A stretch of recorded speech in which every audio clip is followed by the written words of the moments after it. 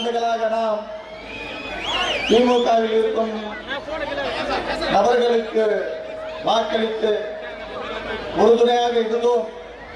ஆனால் நமக்காக என்ன நன்மை செய்யப்பட்டது என்பதை நாம் சிறிது நேரம் சிந்தித்து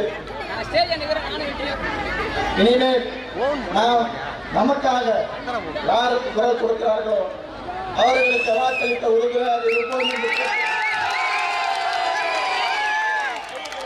இந்த தேர்தலில் மாம்பழம் சின்னத்தில் வாக்களித்து அன்று கணேஷ்குமார் அவர்களை பெருவாரான வித்தியாசத்தில் வெற்றி பெற செய்ய வேண்டுமாறு அன்போடு கேட்டுக்கொள்கிறேன். நன்றி.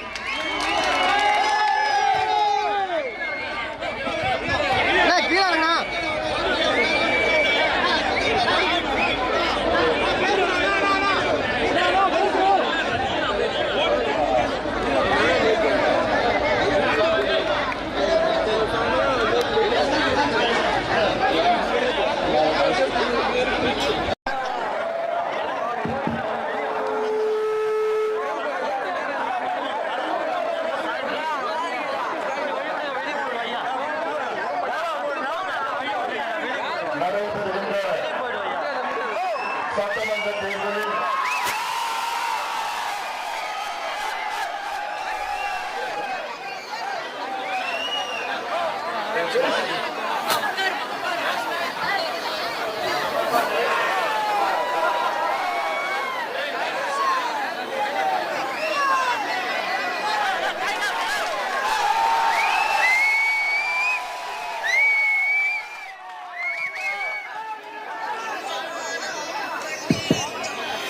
நடைபெறுகின்ற சட்டமன்ற தேர்தலில் அனைத்து இந்திய அண்ணா திராவிட முன்னேற்ற கழகத்தின் தலைமையிலான வெற்றி கூட்டணி தேசிய ஜனநாயக கூட்டணி சார்பில் செஞ்சி சட்டமன்ற தொகுதிக்கு பாட்டாளி மக்கள் கட்சியின் வெற்றி வேட்பாளர் உங்களுக்கெல்லாம் நன்கு அறிமுகமானவர், படித்தவர், நேர்மையானவர், பண்புள்ளவர், ஒரு பொறியாளர், நல்ல ஒரு துடிதுடிப்பான ஒரு இளைஞர், PhD டாக்டரேட் பட்டம் படித்து இதே தொகுதியிலே 2011 இருந்து 2016 இந்த தொகுதியின் சட்டமன்ற உறுப்பினராக உங்களுக்கு பணியாற்ற இதோ இருக்கின்ற என்னுடைய அன்பு தம்பி கணேஷ்குமார் அவர்களை நீங்கள் எல்லாரும் ஆதரவளித்து மாம்பழம் சின்னத்தில் வாக்களித்து அவரை வெற்றி பெற செய்யுமாறு உங்கள் அனைவரையும் பணியோடு பாசத்தோடு உரிமையோடு கேட்டுக்கொள்கின்றோம். இங்கே அன்பு தம்பி கணேஷ்குமார் அவர்கள் வெற்றி பெற்றார். அடுத்த மாதம் சென்னை சேஞ்சாலி கோட்டையிலே தமிழ்நாட்டின் முதலமைச்சராக எடப்பாடி பழனிசாமி அவர்கள் பதவியேற்றார்கள். இது அவசியமானது. தமிழ்நாட்டை காப்பாற்ற வேண்டும் என்றால் இந்த ஆட்சி மாற்றம் நடைபெற வேண்டும். இல்லை தமிழ்நாடு காப்பாற்ற முடியாத ஒரு நாடாக மாறும். இந்த 5 ஆண்டு காலம் நரக ஆட்சி திமுக ஆட்சி வீட்டுக்கு அனுப்பப்பட வேண்டும். இது அவசியமானது. நான் இங்கே வருகின்ற ஆயிரக்கணக்கான என் தம்பிகளும் என் தங்கைகளும் என் சகோதரிகள், தாய்மார்கள், அண்ணன்மார்கள், விவசாய பெருமக்கள், நெசவாள பெருமக்கள், வியாபார பெருமக்கள், அரசு ஊழியர்களே, உங்களை மன்றாடி கேட்டுக்கொள்கின்றேன். அதிலும் குறிப்பாக இங்கே வருகின்ற என் சகோதரிகள், தாய்மார்கள், இந்த 5 ஆண்டு காலத்தில் தமிழ்நாட்டிலே பெண்களுக்கு பாதுகாப்பு இல்லை. தமிழ்நாடு எப்படிப்பட்ட ஒரு நாடு, எப்படிப்பட்ட ஒரு மாநிலம். கடந்த காலத்தில் எத்தனையோ ஆட்சியாளர்கள், முதலமைச்சர்கள் தமிழ்நாட்டின் பெண்களை பாதுகாத்தார்கள். அதிலும் குறிப்பாக முன்னாள் முதலமைச்சர்கள் செல்வி ஜெயலலிதா அம்மையார் அவர்களும் எடப்பாடி பழனிசாமி அவர்களும் இவருடைய ஆட்சி காலத்திலே பெண்கள் பாதுகாப்பு இருந்தது. பெண்கள் தைரியமாக பள்ளிக்கூடம் சென்றார்கள், பெண்கள் தைரியமாக வேலைக்கு சென்றார்கள், பெண்கள் தைரியமாக கல்லூரிக்கு சென்றார்கள். ஆனால் இந்த 5 ஆண்டு காலம் நரக ஆட்சி திமுக ஆட்சி காலத்தில் பள்ளிக்கூடம் செல்கின்ற பெண்கள் வீட்டுக்கு திரும்புவார்களா? கல்லூரிக்கு செல்கின்ற பெண்கள் வீட்டுக்கு பத்திரமாக வருவார்களா? வேலைக்கு செல்கின்ற பெண்கள் எப்போது வருவாங்க, பத்திரமா வருவாங்களா என்று தமிழ்நாட்டில் உள்ள தாய்மார்கள் மடியில நெருப்ப கட்டி தினம் தினம் கதறி கொண்டிருக்கின்ற காட்சிகள் எல்லாம் நாம் பார்க்க இருக்கிறோம் ஐயா. அவ்வளவு ஒரு மோசமான ஒரு ஆட்சி 5 ஆண்டு காலம் தமிழ்நாட்டில் நடைபெற்றுக் கொண்டிருக்கிறேன். இதை நான் கேட்கின்றேன். ஒரு மருத்துவனாக மட்டுமல்ல, 3 மகள்களை பெற்ற ஒரு தந்தையாக நான் கேட்கின்றேன், உங்களிடம் கேட்கின்றேன். அந்த ஆதங்கம் எனக்கு இருக்கிறது, அந்த அக்கறை எனக்கு இருக்கிறது. பெண்களுக்கு பாதுகாப்பு வழங்க முடியாத ஒரு முதலமைச்சர், நீங்கள் எல்லாம் முதலமைச்சரா? உங்களுக்கு எதுக்கு அந்த பொறுப்பு? இதுதானே ஒரு முதலமைச்சருடைய முதல் கடமை. தன் மாநிலத்தில் உள்ள பெண்களுக்கு பாதுகாப்பு வழங்குவதுதான் ஒரு முதலமைச்சருடைய முதல் கடமை. அந்த கடமையை கூட உங்களால் செய்ய முடியவில்லை என்றால் எதுக்கு உங்களுக்கு இந்த பதவி, எதுக்கு இந்த பொறுப்பு உங்களுக்கு? கடந்த மாதம் கிருஷ்ணகிரி மாவட்டத்தில் 2.5 வயது குழந்தையை காணோம். அவங்க அப்பா அம்மா ஒரு நாள் முழுவதும் தேடி பார்த்தாங்க, குழந்தையை கண்டுபிடிக்கல. அடுத்த நாள் அந்த குழந்தை பிணமாக கண்டுபிடிச்சாங்க. காவல்துறையில விசாரணை பண்ணாங்க, எப்படி அந்த 2.5 வயசு குழந்தை இறந்ததுன்னு. பிறகு கண்டுபிடிச்சாங்க, அந்த குழந்தைய கிருஷ்ணகிரி மாவட்டத்தை திமுக மாவட்ட இளைஞர் சங்கத்தின் நிர்வாகி கெடுத்து கொலை செஞ்சிருக்கிறான்னு கண்டுபிடிச்சாங்க போதையில். கடந்த மாதம் மதுராந்தகம் அருகில் 14 வயசு குழந்தைய காணோம். அடுத்த நாள் பார்த்தாங்க, அந்த 14 வயசு குழந்தைய போதையில 2 பேருக்கு எடுத்து ஓடி போயிட்டாங்க.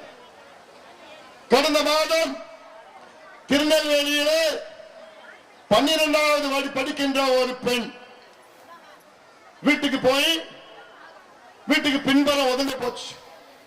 ஒரு நாள் காணோம். தேடி தேடி பார்த்தாங்க அவங்க அப்பா அம்மா, கிடைக்கல. அடுத்த நாள் ஒரு காட்டுல பிணமா கிடந்தது. அந்த பெண்ண போதையில ஒருத்தன் கெடுத்து கொலையும் பண்ணிட்டான். 4 மாதத்திற்கு முன்பு கும்முடி பூண்டி அருகில் உள்ள ஆரப்பாக்கம் ஒரு கிராமத்தில் 8 வயசு பிஞ்சு குழந்தை காணோம். பள்ளிக்கூடம் போயிட்டு வீட்டுக்கு போது காணோம். 3 மணி நேரம் அவங்க அப்பா அம்மா கதறாங்க, ஐயோ என் குழந்தை எங்க, என் குழந்தை எங்க, தேடி தேடி பாக்குறாங்க, காணோம். 3 மணி நேரத்துக்கு பிறகு அந்த குழந்தை அழுதுகிட்டே வருது. மேலெல்லாம் ரத்த காய கீறி வச்சிருக்கிற வயிற்றுலயே. மேல காவல் நிலையத்துக்கு போறாங்க அவங்க அப்பா அம்மா. அந்த காவல் நிலையத்தில் புகார் எடுக்க மறுக்கிறாங்க. ஏன்னா அரசாங்கத்துக்கு பேர் கட்டு போயிடும். அந்த குழந்தைய போதையில ஒருத்தவன் கெடுத்துட்டான். அன்றாடம் தமிழ்நாட்டிலே இதுதான் நடைபெற்றுக் கொண்டிருக்கிறது. இதை நீங்கள் சிந்திக்க வேண்டும். தமிழ்நாட்டில் உள்ள அத்துணை பெண்களும் பெற்றோர்களும் தாய்மாக சிந்தியுங்கள். நாளை உங்கள் குழந்தைக்கு இது நடக்காது என்ன நிச்சயம்? நிச்சயம் வேண்டும் என்றால் எடப்பாடி பழனிசாமி தமிழ்நாட்டில் முதலமைச்சராக வர வேண்டும். அதற்கு என்னுடைய தம்பி கணேஷ்குமார் அவர்கள் செஞ்சியில வெற்றி பெற்றாக வேண்டும்.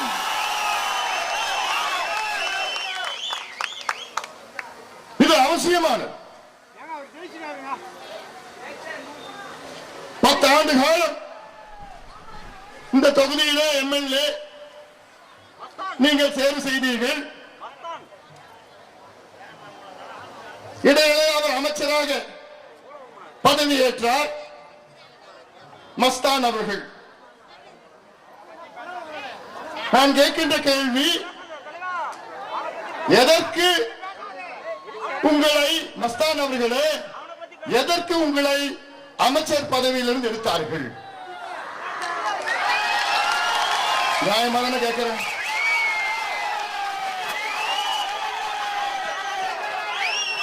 திமுக வேட்பாளர், இந்த சட்டமன்ற உறுப்பினர், 10 ஆண்டு காலம் இந்த தொகுதியின் சட்டமன்ற உறுப்பினர், அமைச்சராக 3 ஆண்டு காலம் பணியாற்றினார். உங்களை அமைச்சர் பொறுப்பிலிருந்து எதுக்கு எடுத்தார்கள்? உங்களுக்கு மாவட்ட செயலாளர் பதவி எதுக்கு பறிக்கப்பட்டது? உங்களுடைய தம்பியினுடைய நகர செயலாளர் பதவி எதுக்கு பறிக்கப்பட்டது? இந்த கேள்விகளுக்கு எல்லாம் பதில் சொல்லுங்க. எதுக்கு தெரியுமாமா? ஏன் இவர் அந்த அமைச்சர்னா பெரிய போஸ்ட், பெரிய பதவி. அப்படிப்பட்ட அந்த அமைச்சர் பதவி எதுக்கு தெரியுமா பறிக்கப்பட்டது? இந்த மாவட்டத்தில் மரக்காணம் பகுதியில் கள்ளச்சாராயம் சாப்பிட்டு கள்ளச்சாராயம் குடித்து 22 பேர் இறந்தார்கள். நான் அவங்க இறந்தார்கள் சொல்ல மாட்டேன், திமுக அரசால் படுகொலை செய்யப்பட்டார்கள். திமுக அரசால் 22 பேர் கள்ளச்சாராயம் குடித்து படுகொலை செய்யப்பட்டார்கள். அது திமுக நினைத்திருந்தால் அதை சாதாரணமாக தடுத்து நிறுத்தியிருக்கலாம்.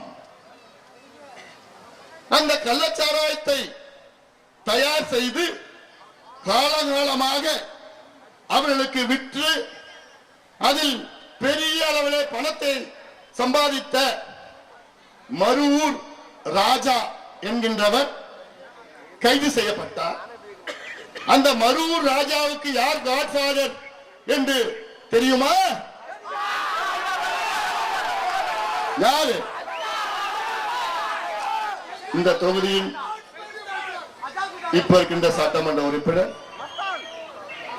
இதனால்தான் அவருடைய அமைச்சர் பதவி பறிக்கப்பட்டிருக்கிறது. ஒரு கள்ளச்சாராயம் விற்கின்ற ஒரு குண்டர், தேச துரோகி, மக்களை கொலை செய்கின்ற ஒரு தேச துரோகிக்கு ஆதரவாக செயல்பட்ட காரணத்தால், அவர்களுக்கு பாதுகாப்பு வழங்கிய காரணத்தால் இவருடைய அமைச்சர் பதவி பறிக்கப்பட்டிருக்கிறது. இவருடைய மாவட்ட செயலாளர் பொறுப்பு பறிக்கப்பட்டிருக்கிறது. இவருடைய தம்பியினுடைய நகர செயலாளர் பொறுப்பு பறிக்கப்பட்டிருக்கிறது. இப்படி ஒரு வேட்பாளர் உங்களுக்கு வேணுமா? மீண்டும் வேண்டுமா? பணத்தை கொள்ளையடித்து தேர்தல் நேரத்தில் பணத்தை கொடுத்துட்டு இருக்கிறார். கொள்ளையடித்த பணத்தை, அது என்ன மாதிரி பணம்? அது கள்ளச்சாராயம், கள்ளச்சாராயத்தால் கொள்ளடிக்கப்பட்ட பணம். நீங்க எல்லாம் நினைச்சு பாருங்கம்மா. தேர்தல் நேரத்தில் பணம் மூட்டை எடுத்துட்டு வருவாங்க திமுக கட்சிக்காரங்க. ஆனா அந்த பணம் எப்படிப்பட்ட பணம் தெரியுமா? 22 பேர் பணத்து மேல வச்ச பணம். 22 பேரு கள்ளச்சாராயத்தால் இறந்த அவர்கள் பணத்து மேல வச்ச பணம் அந்த பணம். அதனாலதான் நான் சொல்றேன், தம்பி கணேஷ்குமார் மிக மிக நேர்மையானவர். உங்களுடைய பணம் அவருக்கு தேவையில்லை. அவர் 4 காலேஜ் வச்சிருக்கிறார். அவங்க அப்பா 4 காலேஜ் நடத்துறார். அவர் பெரிய கோடீஸ்வரர். அவர் பணத்தை உங்களுக்கு கொடுப்பார். 5 ஆண்டு காலம் இந்த சமுதாயம் சட்டமன்ற உறுப்பினராக பணியாற்றிய நேரத்தில் அவர் மீது ஏதாவது ஒரு சின்ன புகார், எங்கேயாவது காசு வாங்கினார், ஏதாவது ஒரு புகார். அதனால்தான் நான் கேட்கிறேன், ஒரு நேர்மையான நல்ல ஒரு இளைஞர், நல்ல ஒழுக்கமுள்ள ஒரு இளைஞர், துடிவைப்பான ஒரு இளைஞருக்கு வாய்ப்பு தாருங்களே. இந்த தொகுதியின் மக்களே, பெண்களே, விவசாய பெருமக்களே, நெசவாள பெருமக்களே, வியாபார பெருமக்களே, இது அவசியமானது. அதே போன்று இங்கே நம்முடைய மேடையில இஸ்லாமிய சமுதாயத்தை சார்ந்தவர், குறிப்பாக என்னுடைய நண்பர் இஸ்லாமிய சமுதாயத்தை சார்ந்த நம்முடைய சகோதரர்கள் இங்கே இருக்கின்றார்கள். மஸ்தான் அவர்கள் யாருக்கும், அவர் குடும்பத்தை தவிர யாருக்கும் எதுவுமே செய்யல. கலீல்பா யாருக்குமே எதுவும் செய்யல. அவருடைய சமுதாயம், இஸ்லாமிய சமுதாயத்துக்கு துரோகம். காஜாபாய் அவருடைய இஸ்லாமிய சமுதாயத்துக்கு துரோகம். அவருடைய தொகுதி மக்களுக்கு துரோகம். அவரை நம்பி அவருக்கு வாக்களித்த மக்களுக்கு துரோகம். யாருக்குமே செய்யல. அவர், அவருடைய மகன் நகராட்சி தலைவர், ஒரு தம்பி நகர செயலர். இவ்வளவுதான். இதெல்லாம் நீங்கள் சிந்தித்து பாருங்கள். யாருக்குமே நன்மை செய்யாத ஒரு வேட்பாளர். ஆனால் உங்களுக்கு எத்தனையோ நன்மைகள் செய்து இந்த தொகுதியின் மான மரியாதையை காப்பாற்றிய என் அருமை தம்பி கணேஷ்குமார் அவர்களை நீங்கள் மாம்பழம் சின்னத்தில் செஞ்சி தொகுதி எப்பேற்பட்ட தொகுதி? செஞ்சி கோட்டை. செஞ்சி கோட்டை நான் போய் பார்த்தேன். 100 நாள் நடைபயணம் இங்க மேற்கொண்ட செஞ்சிக்கு நான் வந்தேன், இங்க பேசினேன். செஞ்சி கோட்டையை போய் பார்த்தா அனாதையா நிக்குது அந்த கோட்டை. அந்த கோட்டை எத்தனை மன்னர்கள் ஆண்டார்கள், எத்தனை மன்னர்கள் ஆண்டார்கள். காடவராயர் ஆரம்பிச்சு அதன் பிறகு எத்தனையோ 15 மன்னர்கள், அதன் பிறகு வெள்ளையர்கள் வந்தார்கள், பிரெஞ்சுக்காரன் வந்தான், டச்சுக்காரன் வந்தான், எல்லாம் வந்து ஆண்ட அந்த கோட்டை இன்னைக்கு அனாதையா, பராமரிப்பில்லாத அனாதையா நிற்கின்ற அந்த செஞ்சி கோட்டை. இதுவே வேற யாராவது அமைச்சரா இருந்து, வேற யாராவது சட்டமன்ற உறுப்பினரா இருந்ததுன்னா அந்த செஞ்சி கோட்டையை வைத்து மிகப்பெரிய பொருளாதாரம் இந்த பகுதியிலே முன்னேற்றம் அடைந்திருக்கும். எத்தனையோ வெள்ளக்காரங்க எல்லாம் வந்திருப்பாங்க. சுற்றுலா தலம் மட்டுமல்ல, நம்முடைய பாரம்பரியம் ஐநா சபை அங்கீகாரம் கொடுத்திருக்கிறது. அது தானா வந்து கொடுத்திருக்கிறது. கொடுத்தும் ஒரு துரும்பை கூட கிள்ளி போடாத இங்க இருக்கின்ற ஒரு அமைச்சராக இருந்த இப்ப இருக்க சட்டமன்ற உறுப்பினர் திமுக ஆட்சி. சிந்தித்து பாருங்கள். தம்பி கணேஷ்குமார் இங்க வெற்றி பெற்றவுடன் நான் தம்பி கணேஷ்குமார் அவர்களை டெல்லிக்கு அழைத்து சென்று அங்கிருக்கின்ற அமைச்சர் பெருமக்களை சந்தித்து இந்த செஞ்சி கோட்டை வளர்ச்சிக்கு என்னென்ன தேவைகளோ அதை நானும் சேர்ந்து செய்து கொடுப்பேன். திருவண்ணாமலை மாவட்டத்திலே இதே போன்ற ஒரு அமைச்சர் வேவா வேணு, அதாவது நந்தன் கால்வாய் திட்டம் அப்படின்னா என்னன்னு தெரியுமா? அம்மா தெரியாது. நந்தன் கால்வாய் திட்டம்னா திருவண்ணாமலை மாவட்டத்தில் கவுட்டி மலை, வேடி மலைன்னு ஒண்ணு இருக்கு. அந்த மலையில மழை காலத்துல தண்ணி வந்ததுன்னா அது துறிஞ்சல் ஆறுன்னு ஒண்ணு ஆறு உருவாகி அதுல கீரனூருன்னு ஒரு பகுதியில அந்த காலத்துல வெள்ளக்கார ஒரு சின்ன தடுப்பணை கட்டினான். அந்த தடுப்பணையிலிருந்து அங்கே வருகின்ற தண்ணீரை தேக்கி வச்சு அந்த தண்ணீரை வாய்க்கால் மூலமாக திருவண்ணாமலை மாவட்டத்தில் 14 ஏரிகள், விழுப்புரம் மாவட்டத்தில் நம்ம மாவட்டத்தில் 22 ஏரிகள், 36 ஏரிகளை அந்த தண்ணி போய் நிரப்பி விவசாயம், குடிநீர் பிரச்சனை தீர்வதற்காக அந்த திட்டம். என்னை பொறுத்த வரைக்கும் இது சாதாரண ஒரு சின்ன திட்டம். இந்த திட்டத்திற்காக எத்தனையோ முறை நாம போராட்டம் பண்ணோம். நானே வந்தேன், கணேஷ்குமார் வந்து எத்தனையோ போராட்டம் நம்ம பண்ணோம். ஆனால் தேர்தல் நேரத்தில் மட்டும் நந்தன் கால்வாய், நந்தன் கால்வாய்னு சொல்லுவாங்க. நான் கடந்த ஆண்டு திருவண்ணாமலை போன அந்த கீரனூர் தடுப்பணையை போய் பார்த்துட்டு அங்கே நான் சொன்னேன், போராட்டம் பண்ண. அப்போ ஏவாவேலு அமைச்சர் என்ன சொன்னார் தெரியுமா? அன்புமணிக்கு வேலையே இல்லை.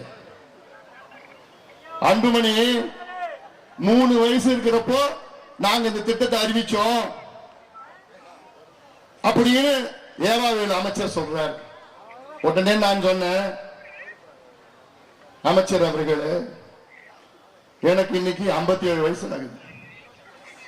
3 வயசுல ஒரு திட்டத்தை அறிவிச்சு 54 வருஷமா ஒரு திட்டத்தை உங்களால அதை முடிவு செய்ய முடியல, முடிக்க முடியலன்னா நீ எல்லாம் எதுக்கு அமைச்சர்? உங்களுக்கு எதுக்கு அமைச்சர் பதவி, பொறுப்பு? இதுதான் திமுக. அந்த திட்டம் நிறைவேறினால்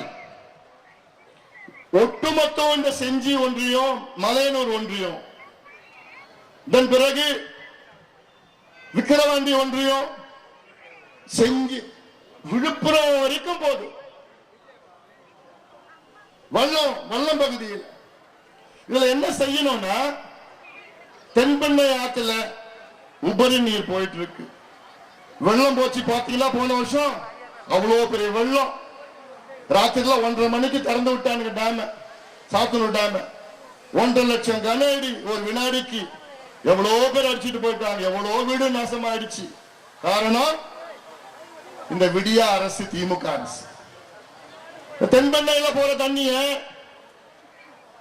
வாய்க்கால் மூலமா எடுத்து வந்து இந்த நந்தன் கால்வாய் திட்டம் கீரனூர் அணைக்கு கொண்டு வந்தால் அங்க இருந்து வாய்க்கால் மூலமாக ஒட்டுமொத்த பகுதிக்கும் கூடுதல் விவசாயம், கூடுதல் பாசனம், குடிநீர் பிரச்சனை தீரும், உணவு பாதுகாப்பு வரும். நீங்க எல்லாம் இன்னும் விவசாயம் மகிழ்ச்சியாக இருக்கலாம். இதுதான் திட்டம், இதுதான் வேண்டும். இது நடக்கும். எப்போ? கணேஷ்குமார் என்ற எம்எல்ஏ, எடப்பாடி பழனிசாமி முதலமைச்சர். இது போன்று பல திட்டங்கள் வேண்டும். செஞ்சி தொகுதி விவசாயம், பானம் பார்த்த பூமி விவசாயம்.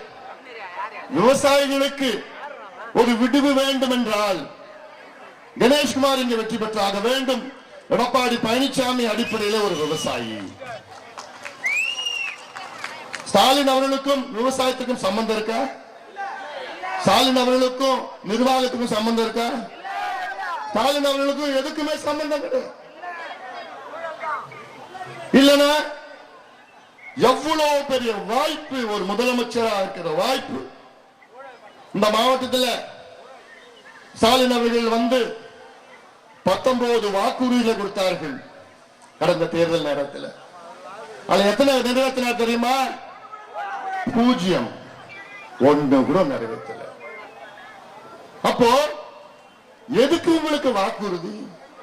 உங்களை ஏமாத்தி நாங்கள் ஆட்சிக்கு வந்தால் உங்களுடைய நகை கடன் தள்ளுபடி செய்வோம், செஞ்சாங்களா? கல்வி கடன் தள்ளுபடி செய்வோம், செஞ்சாங்களா? விவசாயிகளும் தள்ளுபடி செய்வோம், செஞ்சாங்களா? நீட்டு தேர்வை நாங்க ஒரே வாரத்தில் ஒழிப்போம், செஞ்சாங்களா? மாதம் மாதம் நாங்கள் மின் கணக்கெடுப்பு நடத்துவோம், செஞ்சாங்களா? சிலிண்டருக்கு 100 ரூபாய் மானியம் கொடுப்போம், செஞ்சாங்களா? தனியார் தொழிற்சாலைகளில் உள்ளூர் இளைஞர்களுக்கு 75 விழுக்காடு வேலை வாய்ப்பை உருவாக்க சட்டம் கொண்டு வருவோம், செஞ்சாங்களா? ஆக அவங்க கொடுத்த வாக்குறுதி 1 கூட செய்யல. அவங்க கொடுத்த வாக்குறுதி 1 கூட செய்யல. விவசாயிகளை ஏமாத்திட்டாங்க, நெசவாளர்களை ஏமாத்திட்டாங்க, அரசு ஊழியர்களை பட்ட நாமம் போட்டுட்டாங்க. இதுதான் ஏமாத்து வேலை. 420 திமுக ஏமாத்துறது மக்களுடைய பணத்தை, சொத்தையும், கொள்ளையும், மண்ணையும், மக்களையும், மரங்களையும், மலைகளையும். மலை முழுங்கி திமுக, மணல் கொள்ளை திமுக, சாராய கொள்ளை திமுக, கஞ்சா விக்கிற திமுக, கிட்னி திருடுற திமுக.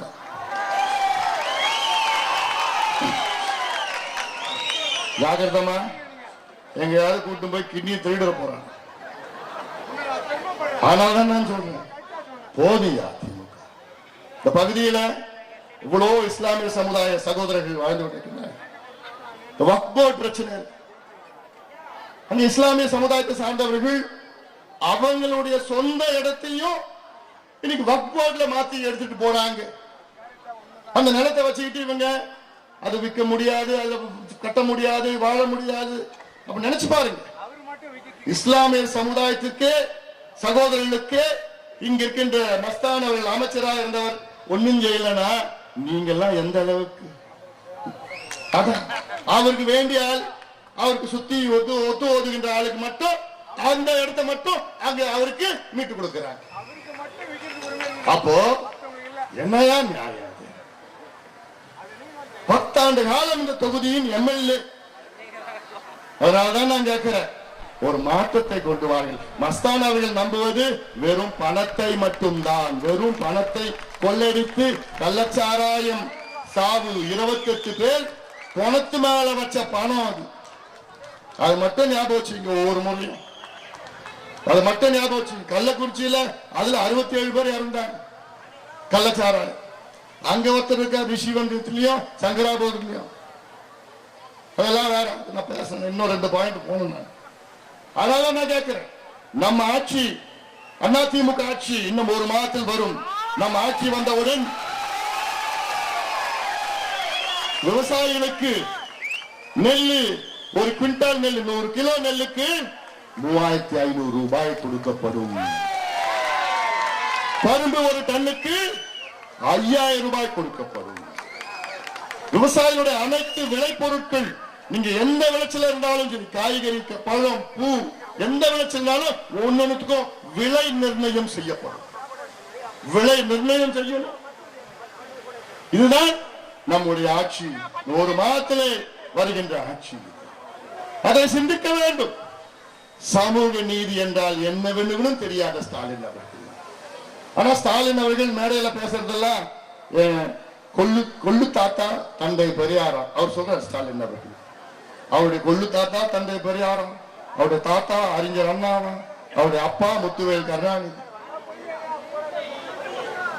இவர்கள் எல்லாம் சமூக நீதிக்காக அடையாளம் கண்டவர்கள். ஆனால் அந்த வழியில் வந்த ஸ்டாலின் அவர்கள் சமூக நீதி என்று என்ன கூட தெரியாது, என்னவென்று கூட தெரியாத ஒரு முதலமைச்சர். இதெல்லாம் வெட்கக்கேடு. 5 ஆண்டு காலம் வெட்கக்கேடு.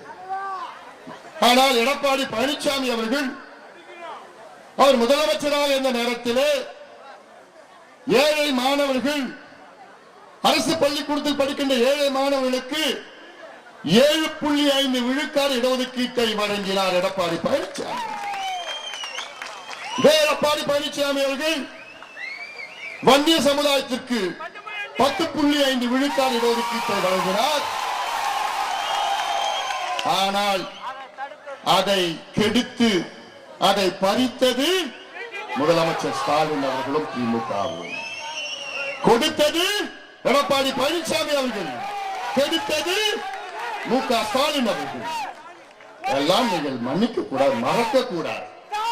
ஆனால் திமுகவுடைய சதி என்ன? பட்டியலின மக்களும், வன்னியர் மக்களும், யாதவர் சமுதாயமும், முதலியார் சமுதாயம், இஸ்லாமியர்கள் எல்லாம் சூழ்ச்சி சண்டை போட்டுக்கணும்.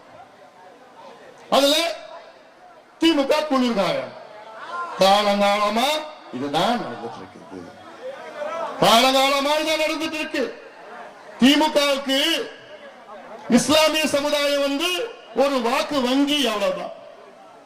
திமுகவுக்கு இஸ்லாமிய சமுதாயம் ஒரு வாக்கு வங்கி, ஓட் பேங்க். கிறிஸ்துவ சமுதாயம் திமுகவுக்கு ஒரு வாக்கு வங்கி, ஓட் பேங்க். பட்டியலின மக்கள் திமுகவுக்கு ஒரு வாக்கு வங்கி, ஓட் பேங்க். வன்னியர் மக்கள் திமுகவுக்கு ஒரு வாக்கு வங்கி, ஓட் பேங்க். யாதவர் சமுதாயம் திமுகவுக்கு ஒரு வாக்கு வங்கி, ஓட் பேங்க். முதலியார் சமுதாயம், எந்த சமுதாயம், உழைக்கின்ற சமுதாயம், அது வாக்கு வங்கியை தான் பார்க்குது தவிர இந்த மக்களை படிக்க வைக்கணும், படிக்க வச்சு வேலையை கொடுக்கணும், வேலை கொடுத்து இந்த மக்கள் சுயமரியாதையுடன் வாழணும், அந்த எண்ணம் திமுகவுக்கு துளி கூட கிடையாது. துளி கூட கிடையாது. அவங்க நோக்கம் ஆட்சிக்கு வந்தா கொள்ளடிக்கிறதுனா சார்ந்த பணம் போச்சுன்னா நெத்தியில காசு இருக்கும் பாரு, அந்த காசும் கொள்ளடிப்பாங்க. நெத்தி காசு அதையும் கொள்ளடிக்கிற திமுக ஆட்சி. அதனால இதெல்லாம் நீங்கள் மறக்காதீங்கம்மா, மறக்காதீங்கம்மா. அவ்வளவு ஆதங்கத்தோட நான் பேசுறேன். நெசவாள பெருமக்களே, இன்னும் ஒரு மாதத்திலே அதிமுக ஆட்சி, அதிமுக ஆட்சியில நெசவாளர்களுக்கு தனி பட்ஜெட்டை போடப்படும். இன்னைக்கு விவசாயத்துக்கு தனி பட்ஜெட், அதே போல நெசவாளருக்கு தனி பட்ஜெட். இன்னைக்கு காலையில தர்மபுரி தொகுதியில, தருமபுரி மாவட்டத்தில் பாலக்கோடு தொகுதியில திமுக வேட்பாளர் ஒரு சுவர் ஒட்டி ஒட்டணும். சுவர் ஒட்டினா போஸ்டர், அந்த போஸ்டர்ல பார்த்தா 8000 ரூபாய் கூப்பன் அப்படின்னு ஒரு போஸ்டர் ஒட்டி ஓட்டு கேட்கிறாங்க. அதாவது இதுல இருந்து என்ன தெரியுதுன்னா, திமுக வேட்பாளர்களுக்கு திமுக மீது நம்பிக்கை இல்லை, ஸ்டாலின் அவர்கள் மீது நம்பிக்கை இல்லை, விடியா ஆட்சி மீது நம்பிக்கை இல்லை, இந்த திராவிட மாடல் மீது நம்பிக்கை இல்லை. நம்பிக்கை இல்லாம எது வச்சு ஓட்டு கேட்கிறாங்க தெரியுமா? 8000 ரூபாய் கூப்பன் வச்சு ஓட்டு கேட்கிறாங்க. இதை நீங்க புரிஞ்சுக்கணும். ஒரு முதலமைச்சர் உங்ககிட்ட ஓட்டு கேட்கிறப்போ, நான் 5 ஆண்டு காலம் முதலமைச்சரா இருந்தேன், தமிழ்நாடு மக்களுக்கு இதை நான் செஞ்சேன், பெண்களுக்கு செஞ்சேன், விவசாயிகளுக்கு செஞ்சேன், நெசவாளர்களுக்கு, மாணவர்களுக்கு, அரசு ஊழியர்களுக்கு, இளைஞர்களுக்கு நான் செஞ்சேன்னு ஓட்டு கேட்க முடியல ஸ்டாலின் அவர்களால். எப்படி வச்சு ஓட்டு கேட்கிறா தெரியுமா? நான் மறுபடியும் வந்தா உங்களுக்கு 8000 ரூபாய் கூப்பன் கொடுப்பேன். கூப்பன் என்னன்னு தெரியுமாமா? அது தெரிஞ்ச நான் அங்க இருக்கிறேன். கூப்பன்னா அது ஒரு சாதாரண பேப்பர் காகிதம். திமுக காரங்க சொல்றாங்க, நாங்க ஆட்சிக்கு வந்தா, நாங்க ஆட்சிக்கு மறுபடியும் வந்தா 8000 ரூபாய் பேப்பர் உங்களுக்கு கொடுக்கிறோம், கூப்பன் கொடுக்கிறோம். அந்த கூப்பன் நீங்க வாங்கணும்னா திமுக கட்சிக்காரங்கிட்ட நீங்க 3000 ரூபாய் லஞ்சம் கொடுக்கணும். 8000 ரூபாய் கூப்பன் வாங்கணும்னா 3000 ரூபாய் லஞ்சம் திமுக காரங்க கொடுத்தாதான் கூப்பன் கொடுப்போம். அந்த கூப்பன் எல்லாம் திமுக குடும்பத்துக்கு தான் கொடுப்பான், உங்களுக்கு யாரும் கிடைக்காது. ஆனால் எடப்பாடி பழனிசாமி என்ன சொல்ற தெரியுமா? நான் ஆட்சிக்கு வந்தவுடன் 10,000 ரூபாய் உங்கள் வங்கி கணக்கில் நேரடியா உங்களுக்கு நான் தர்றேன். ஸ்டாலின் அவர்கள் சொல்வது, நான் 8000 ரூபாய் கூப்பன் பேப்பர் தரேன். எடப்பாடி பழனிசாமி அவர்கள் சொல்வது, நான் 10,000 ரூபாய் பணத்தை தரேன், உங்க வங்கி கணக்கில் தரேன், கூடவே ஒரு ஃப்ரிட்ஜை தரேன். ஃப்ரிட்ஜ். அதாவது இதெல்லாம் நீ ஏமாறாதீங்க. ஏமாத்துவாங்க. புள்ள பிடிக்கிற கும்பல் திமுக, ஏமாத்துற கும்பல். இப்படி எல்லாம் சொல்லி ஏமாத்தி பேசி பேசி தேர்தல் நேரத்தில் கொள்ளடிச்ச பணத்தை எல்லாம் வந்து கொட்டுவாங்க. சாராயம் வித்த பணம், கஞ்சா வித்த பணம், கள்ள சாராயம் வித்த பணம், மணலை கொள்ளை அடிச்ச பணம், மரத்தை கொள்ளை அடிச்ச பணம், மலையை கொள்ளை அடிச்ச பணம், கிட்னி திருடின பணம், அத்தனை பணத்தையும் தேர்தல் நேரத்தில் உங்ககிட்ட கொட்டுவாங்க, பண்ணுவாங்க. தயவு செய்து ஏமாறாதீர்கள். உங்களுக்கு நாங்கள் எல்லோரும் சேர்ந்து நல்ல ஒரு வேட்பாளர், நேர்மையான ஒரு வேட்பாளர், பண்புள்ளவர், படித்தவர், ஒரு இளைஞர் உங்களை சுத்தி சுத்தி வருவார். நல்ல ஒரு இளைஞர். இங்க இருக்கின்ற மஸ்தான் போன்ற ஒரு கொள்ளக்கார கும்பல் கிடையாது. யாருக்கும் எதுவும் செய்ய மாட்டார் மஸ்தான். அவர் குடும்பம், அவருக்கு தெரிஞ்சவங்க, அவ்வளவுதான். அப்படிப்பட்ட வேட்பாளரை ஒதுக்குங்கள். போதும். மஸ்தான் அவர்களுக்கு நீங்கள் 10 ஆண்டு காலம் நீங்கள் அங்க அவரை பொறுப்பை கொடுத்துட்டீங்க. 10 வருஷம் அந்த பொறுப்பை கொடுத்துட்டீங்க. இந்த முறை நம்முடைய தம்பி கணேஷ்குமார், இளைஞர், படித்தவர், இந்த தொகுதியில் 5 ஆண்டு காலம் சிறப்பாக உங்களுக்கு பணியாற்றிய தம்பி கணேஷ்குமார் அவர்களை நீங்கள் எல்லோரும் மாம்பழம் சின்னத்தில் வாக்களித்து அவரை வெற்றி பெற செய்யுமாறு உங்கள் எல்லோரையும் பணியோடு பாசத்தோடு கேட்டுக்கொள்கின்றேன். இங்கே கணேஷ்குமார் அவர்கள் வெற்றி பெற்றாக வேண்டும். கடைசியா நான் ஒண்ணு சொல்றேம்மா, என்னன்னா, இப்போ ஒரு ஊர்ல ஒரு திருடன் வந்துட்டா நீங்க என்ன பண்ணுவீங்க? ஊர்ல ஊர் முழுக்க ஒன்னா சேர்ந்து அந்த திருடன் நீங்க விரட்டி அடிப்பீங்க. அந்த நேரத்துல நான் இந்த கட்சியில இருக்கிறேன், அந்த ஜாதியில இருக்கிறேன், அந்த மதத்தை சார்ந்தவங்க எல்லாம் நீங்க நினைக்க மாட்டேன். திருடன் வந்துட்டா எல்லாம் ஒன்னா சேருங்க, வாங்க அந்த திருடனை விரட்டி அடிப்போன்னு எல்லா ஊர்ல இருக்கிறவங்க ஒன்னா சேருவீங்க. இப்போ திமுக ஆட்சி 5 ஆண்டு காலம் தமிழ்நாட்டை திருடுகின்ற ஒரு ஆட்சி. இந்த திருட்டை தடுக்க வேண்டும். அதற்கு தமிழ்நாட்டில் உள்ள அனைத்து தரப்பு மக்கள், நீங்க எந்த கட்சி, ஜாதி, மதம், இனம், மொழி எதுவும் பார்க்காதீங்க. இந்த திமுக ஒரு திருட்டு கும்பல். திமுக தமிழ்நாட்டை கொள்ளடிக்கின்ற இந்த கும்பல், இந்த ஆட்சி, இதை விரட்டி அடிப்பதற்கு எல்லோரும் சேருங்கள், எல்லோரும் சேருங்கள், அனைவரும் சேருங்கள். நம்முடைய சின்னம், நமது சின்னம், நமது சின்னம். நன்றி.